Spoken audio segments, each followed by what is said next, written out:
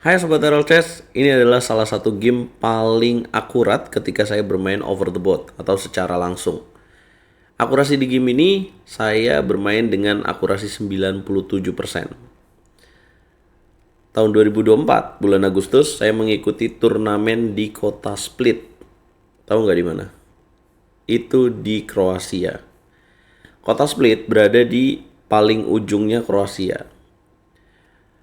Kota Split yang bisa kalian lihat di sini, yaitu ada pantai, ada gunung, dan ya kayak bisa dibilang Balinya Indonesia. Tapi saya ke sana bukan untuk liburan, saya mengikuti turnamen Split Open yang diikuti oleh Grandmaster top dunia. Salah satunya urutan atau unggulan pertama di turnamen ini adalah Erik Hansen. Kalian tahu kan siapa? Itu adalah teman baiknya Magnus Carlsen, pecatur nomor 1 Kanada. Kalau rating 2610 saat itu. Dan saya juga bermain dengan dia. Saya mengikuti turnamen ini untuk mencapai norma International Master yang saya butuhkan untuk naik titel dari FIDE Master. Nah, salah satu lawan saya adalah Kacper Polak. Ini adalah FIDE Master dari Polandia. Bagaimana gamenya? Langsung aja kita bahas teman-teman. Saya bermain sebagai hitam. Ini game catur klasik dengan akurasi yang tinggi dan total ada 36 langkah, jadi bisa dibilang lumayan lah ya. Please jangan di skip iklannya, jangan lupa di like dulu, di share dan di subscribe. Kacper memulai dengan langkah 4, saya jawab dengan pertahanan Prancis, kemudian D4, kemudian saya jawab D5, kemudian kuda C3, saya mainkan variasi Winawer.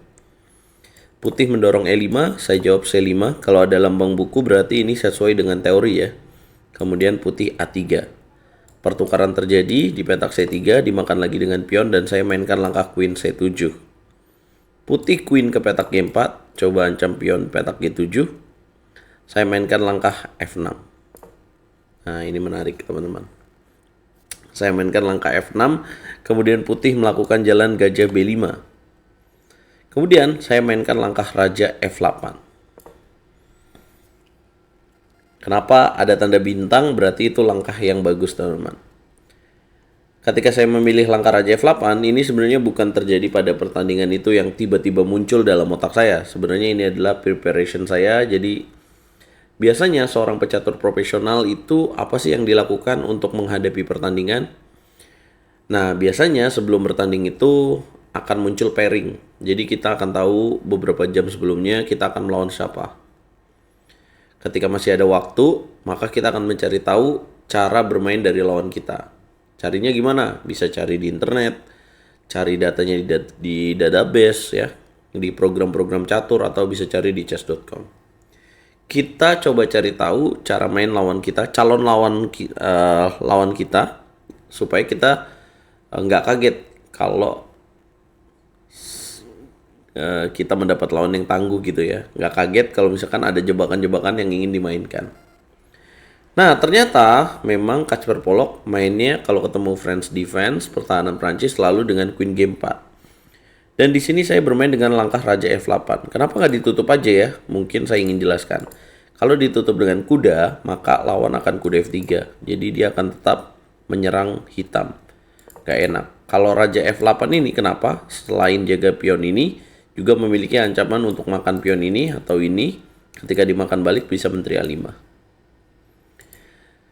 Sebenarnya ini bagus buat putih ya, agak ngeri-ngeri juga. Kalau kalian bukan seorang pemain yang mengenal banget pertahanan Prancis, ini akan sulit. Kuda ke petak F3, kemudian saya mainkan langkah Queen ke petak A5, ancam bishop dan pion. Kemudian putih benteng B1, saya ancam A6. Kenapa nggak langsung dimakan? Kalau dimakan langsung Queen C3, maka Raja D1. Nih Queennya dalam bahaya. Dan perwira saya juga belum berkembang. Benteng B1 saya mainkan langkah A6. Kemudian putih bishop ke petak E2. Kemudian saya makan pion C3, unggul satu pion. Raja geser ke petak D1. Itu langkah yang paling bagus ya. Karena kalau gajah D2 kan pionnya jatuh lagi. Kemudian kuda ke petak C6 dimainkan, menekan pion di petak D4, putih mainkan gajah B2, saya queen ke petak A5. Dan kemudian makan pion C5, wah menyerang sini, saya mainkan langkah F5 dulu. Di sini putih yang paling bagus harusnya Queen F4, tapi dia memilih Queen H4. Ya, bagus juga sebenarnya. Idenya bisa menjaga back rank ini juga. Saya mainkan langkah kuda G ke petak E7, kemudian putih melakukan kesalahan. Harusnya di sini bongkar G4 tapi kuda G5. Kesalahannya apa? Ya, apa sih tujuan putih? Mungkin mau makan dan kemudian mau korbankan petak H7, atau mau Queen H5 untuk F7. Saya langsung bermain taktis dengan H6. Kemudian putih Queen H5, benar saja. Kemudian saya jaga dengan kuda D8. Ya, harusnya ada langkah yang lebih bagus. Tidak ada, tapi di sini dianggap meragukan ya. Menurut evaluasi ini yang paling bagus. Kemudian putih G4. Harusnya hitam di sini F4. Makan kuda nggak bisa, ada benteng yang hilang. Saya lebih pilih makan pion C5. Kemudian putih mainkan gajah D3, hitam gajah D7. Jadi putih benar-benar menyerang ya, dan hitam coba bertahan.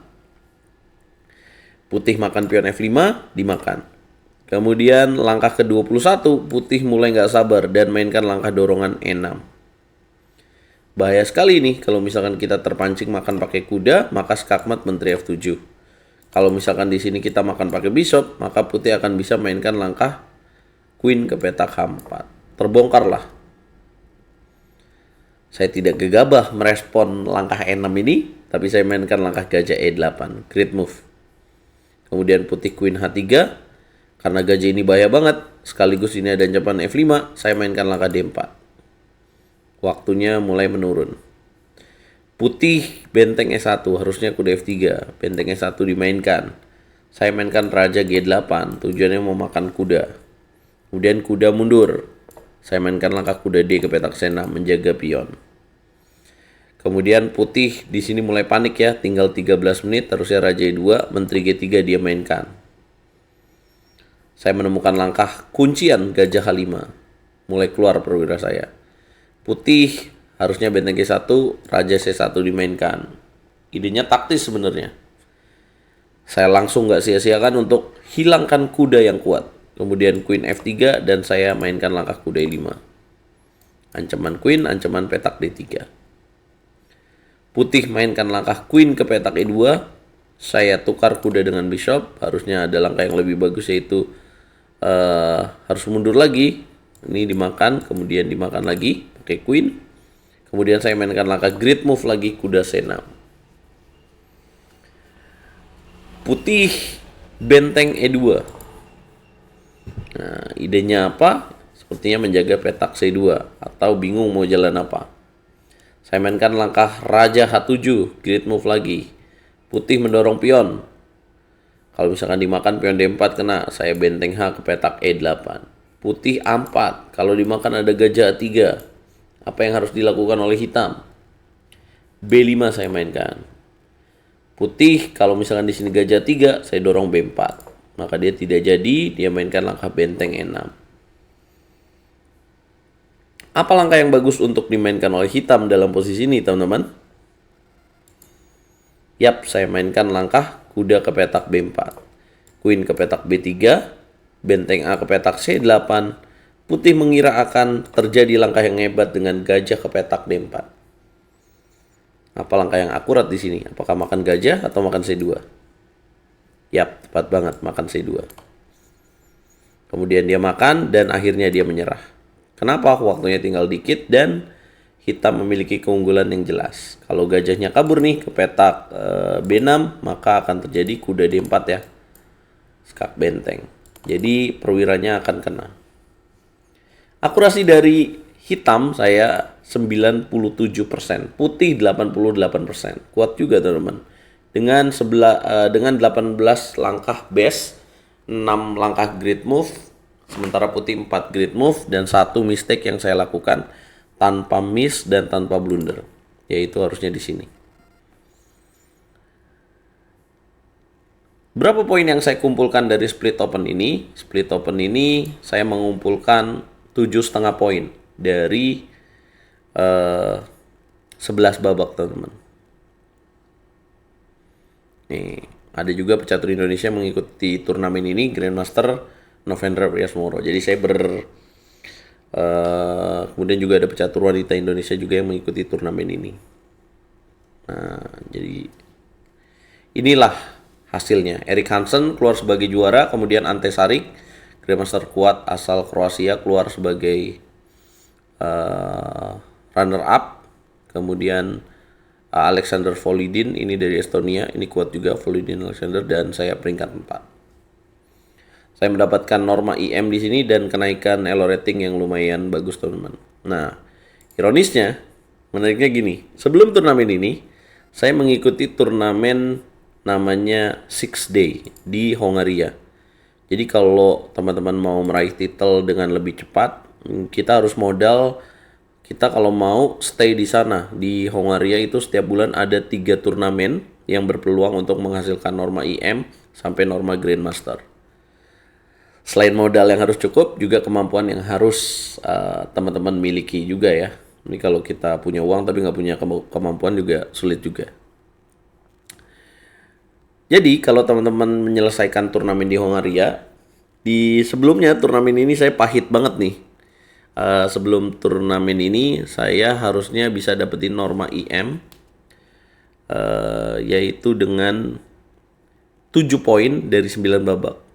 Jadi di babak 8 saya punya 6 poin, harus menang di babak 7 tapi remis. Itu pahit banget dan harus lari-lari ke terminal untuk ngejar bus ke split. Dan akhirnya kerja keras itu ternyata terbayar di turnamen ini.